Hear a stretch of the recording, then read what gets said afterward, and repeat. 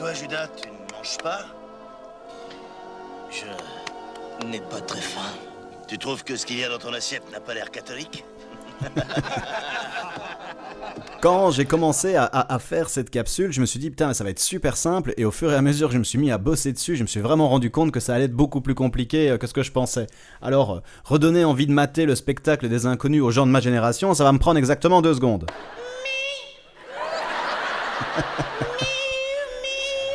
Allez, peut-être 5 de plus pour les plus emmerdeurs. Oui, vas-y, passe, je t'en prie, ouais. Et dis donc, toi, les baffes HP, c'est bien Kafunken qui les fait? Qu'est-ce que je t'avais parié?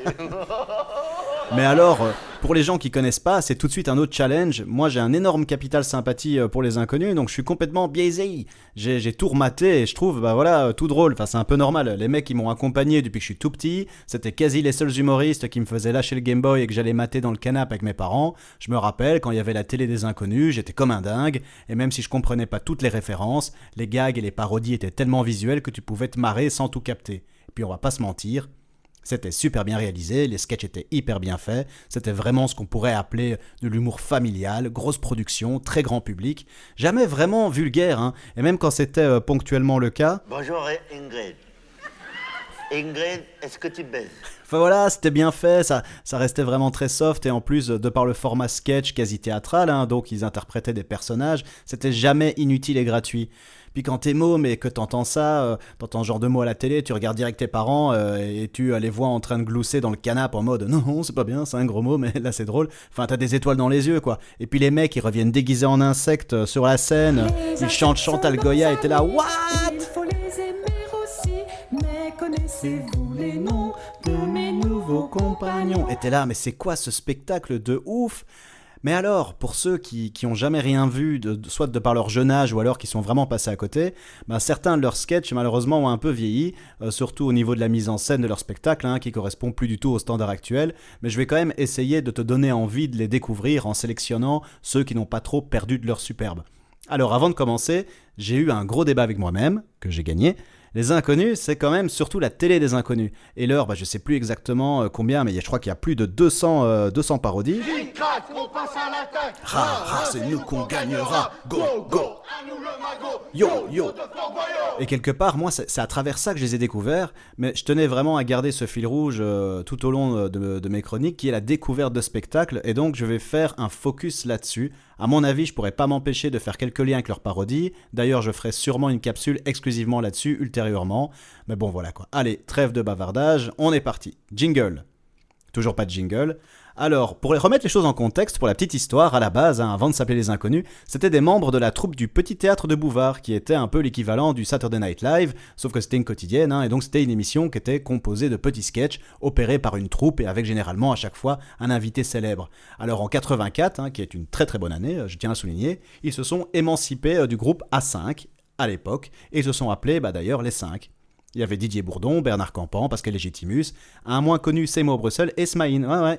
Et d'ailleurs, c'est après leur premier film ensemble, qui s'appelle Le téléphone sonne toujours 2 fois, que Smaïn a quitté pour faire une carrière solo. Alors là, maintenant, ils sont plus que 4. Ils ont aussi, en même temps, de façon parallèle, une embrouille avec Philippe Bouvard sur le nom, comme quoi c'était à lui le nom des 5. Et donc, en boutade, ils disent, tu sais quoi, sans toi, on sera les inconnus. Et donc ils débutent sur scène en 87 avec leur spectacle Tout va bien. Et à ce moment-là, il y a Seymour Brussels qui décide de les quitter pour devenir bioénergéticien et ostéopathe. Ça ne s'invente pas. Donc alors en 89, ils reviennent avec un autre spectacle, Tout va mieux. Et c'est un an après que la télé des inconnus commence sur Antenne 2 et commence à cartonner. Et donc moi, en découvrant ces infos, je suis là en mode, mais attends, c'est quoi ce délire? Il y a déjà 2 spectacles, fin 80, début 90. Et puis je check et je vois qu'ils en ont 4 en tout. Et moi je suis là comme un dingue, je me dis, mais attends, c'est quoi ce délire?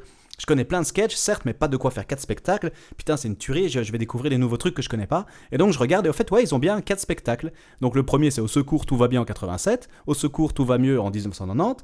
Et après, ils ont Isabelle a les yeux bleus. Et moi, je me dis, mais attends, Isabelle a les yeux bleus, c'est une chanson. Non, c'était aussi le nom d'un de leurs spectacles. Et puis après, le 4e, qui est le nouveau spectacle en 93.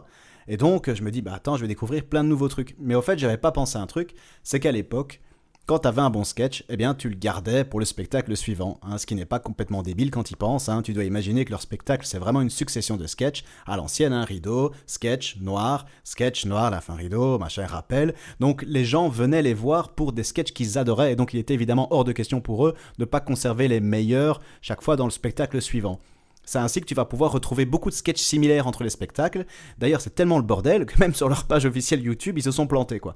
Donc, par exemple, si vous voulez voir les publicitaires, n'allez pas voir les publicitaires sur leur page officielle parce qu'ils font un lien vers un ancien sketch qui s'appelle Les Publicités. Et donc, mais vous le trouverez sur une autre chaîne d'un fan qui l'a posté. Mais donc, voilà, quoi. Pour moi, donc, grosse déception du moment. J'avais bien déjà tout vu. Alors, donc, de par cette spécificité de conserver ces sketchs entre spectacles, je ne ferai pas d'autres capsules sur les inconnus, à part peut-être une sur la télé des inconnus, mais je mentionnerai le nom des sketchs qui ne sont pas repris dans leur dernier spectacle, mais qui valent clairement la peine. Et voilà, on a vraiment un avantage de dingue, c'est qu'ils ont vraiment tout mis sur YouTube, donc ça c'est vraiment cool. Et donc ma base est leur nouveau spectacle, qui est sorti en 93. C'est vraiment au moment c'était le summum de leur popularité, quoi. C'est juste avant le film des Trois Frères, donc 95, 2 ans avant. Ils ont déjà reçu comme distinction le Molière du meilleur spectacle comique, le 7 d'or de la meilleure émission spéciale. Ils ont été salués aux victoires de la musique. Enfin, les mecs, ils sont en mode DBZ, petit nuage magique, tout roule. Et donc, quand on commence ce spectacle, on a vraiment affaire à un déroulé des plus classiques. C'est héritage du théâtre, donc on a des petites scénettes indépendantes les unes des autres qui se succèdent. Je t'invite quand même à essayer de les mater dans l'ordre, parce que le spectacle sur YouTube, il est vraiment découpé. Donc si tu suis cet ordre-là, ça pourrait le faire. Alors, pour commencer leur spectacle, ils rentrent sur scène en faisant une revue de presse, qui est une petite habitude qu'ils avaient déjà eue dans le spectacle précédent, et là, franchement, même si tu les connais pas, et que tu es de la même génération que moi, ça doit te parler. Ils font une sorte de petit inventaire en mode stand-up, d'ailleurs, de ce qui est programmé à la télé en même temps que leur spectacle, parsemé de petites mises en scène, franchement, c'est assez propre, quoi. À un moment, ils font entre autres la parodie de Bas les masques, qui était un équivalent. Si je dois trouver l'équivalent contemporain, c'est plutôt c'est mon choix. Et ça donnait quelque chose comme ça. Antoine, tu es orphelin, tu es nain, homosexuel, travesti, bien sûr, actuellement au chômage et drogué. Moi, j'aimerais savoir, est-ce que c'est facile à vivre au quotidien ? Et donc après la revue de presse, ils font un enchaînement sur les publicitaires, qui est somme toute logique, donc le sketch dont je vous parlais. Et là, Didier Bourdon, il est, comme à son habitude, il est juste exceptionnel. Alors il parodie ce qui se passe dans les boîtes créa. Alors moi, professionnellement, comme je bosse dans cet univers, je peux vous assurer que l'époque 99 francs, elle est assez loin, mais ce truc, ça reste vraiment excellent, quoi. À mon avis, dans les années 90, si tu vivais sur Paris et que tu bossais dans une boîte créa qui avait la cote, ça devait pouvoir ressembler à quelque chose comme ça. Hello, yes, can I speak to Henry Brice, please? C'est toi? Ouais, c'est Benoît. On est en plein top briefing, c'est super good, vachement bien, ouais. D'ailleurs, le rôle de Pascal dans Les Trois Frères, il est directement inspiré de ce sketch.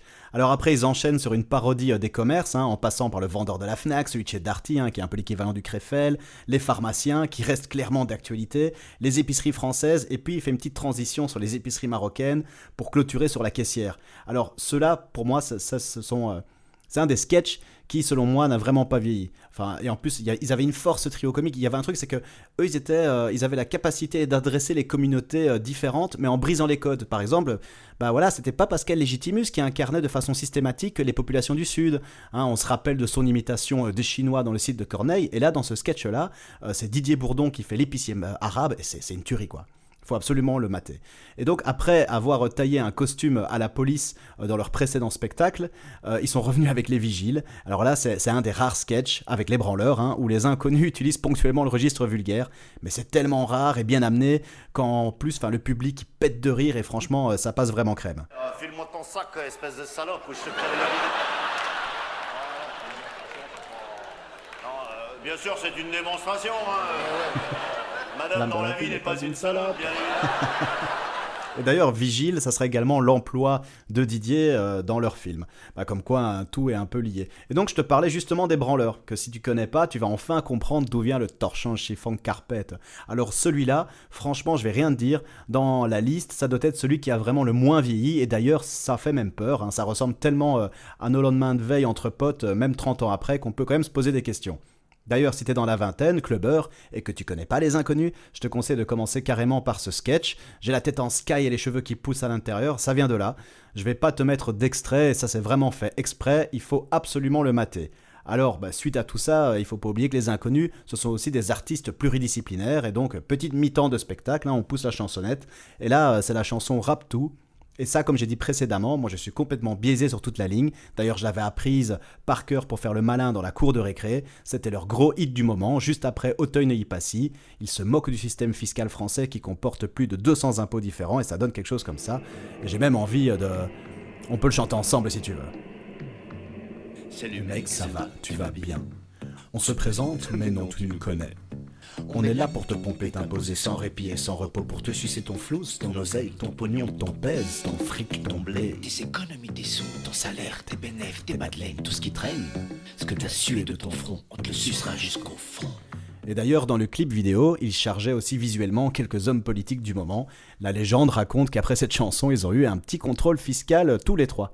Alors, s'ensuit après un sketch qui est vraiment encore d'actualité, qui se nomme les langages hermétiques. Alors là, ils enchaînent vraiment des petites parodies qui mettent en avant les différents métiers, qui utilisent des langages propres à eux et qui, à dessein, créent de la confusion. De nouveau, le truc est hyper propre, c'est travaillé, c'est millimétré, ça sonne vraiment juste, quoi. Les gosses, les radios libres, ainsi que les spectacles parisiens sont les 3 sketchs qui suivent, qui sont de très bons sketchs, que je vous laisserai découvrir par vous-même.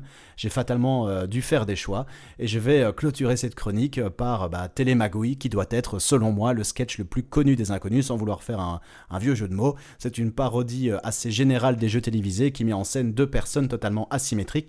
Et ce que j'adore dans ce sketch, c'est qu'en plus d'être vraiment drôle, l'interprétation de Bourdon, Campan Légitimus, elle est juste dingue déjà de base, mais c'est pas juste une parodie comique, quoi. C'est comme il met vraiment en scène 2 personnages diamétralement opposés, qui sont vraiment des caricatures de la France. On a d'un côté la française fan d'émissions télé et de Stéphanie de Monaco, et de l'autre la France-Afrique sourire aux oreilles, qui se fait carrément nier la gueule par l'autre quand elle arrive sur scène, et qui sur la fin arrive... les 2 personnages arrivent vraiment à rire ensemble. Mon kiki qu'il faut dire. C'est parti, mon kiki. Et donc voilà, t'as vraiment une fraternité qui naît entre ces 2 personnages qui à la base, où tu pourrais te dire que tous les opposaient, et ça c'est vraiment fort, quoi. En plus, tu vois, ils prennent vraiment un plaisir dingue à jouer ensemble, ils improvisent des petits passages pour se déstabiliser l'un l'autre mutuellement. D'ailleurs, Didier Bourdon, c'était l'expert dans le domaine, et enfin voilà, leur bonne humeur, elle est vraiment communicative. D'ailleurs, quand vous voulez, si vous voulez mater ce truc-là, by the way, il y a plusieurs enregistrements sur YouTube. Il faut absolument que tu prennes celui où Campan est en veste brillante, argentée, sur la petite jaquette, quoi. Et bon, voilà. Alors, je pourrais encore te parler des heures des inconnus, mais je dois arrêter ici, hein. J'espère que j'aurai réussi à te donner envie de découvrir leur spectacle.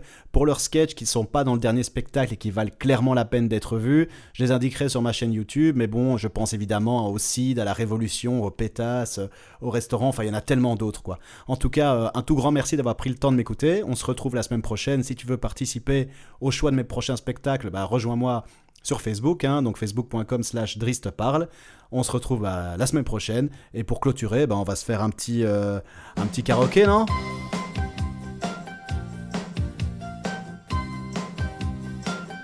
L'hémorragie de tes désirs s'est éclipsée sous l'azur bleu dérisoire du temps qui se passe, contre duquel on ne peut rien. Être ou ne pas être, telle est la question sinusoïdale de l'anachorète hypocondriaque. Mais tu dis que le bonheur est irréductible, et je dis, et il dit que ton espoir n'est pas si désespéré, à condition d'analyser que l'absolu ne doit pas être annihilé par l'illusoire précarité de nos amours destitués, et vice versa. Et vice versa. Allez les loulous, je vous dis à la semaine prochaine.